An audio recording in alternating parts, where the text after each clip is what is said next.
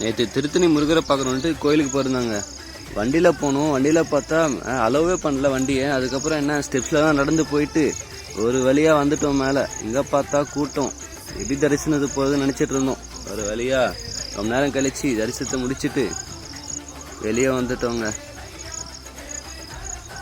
அதுக்கப்புறம் என்ன வெளியே வந்து ஃப்ரெண்ட்ஸோட அப்படியே ஒரு கோயிலை ஒரு சுற்றிட்டு பிரசாதம் வாங்கிட்டு அப்படியே கிளம்பிட்டோங்க வீட்டுக்கு.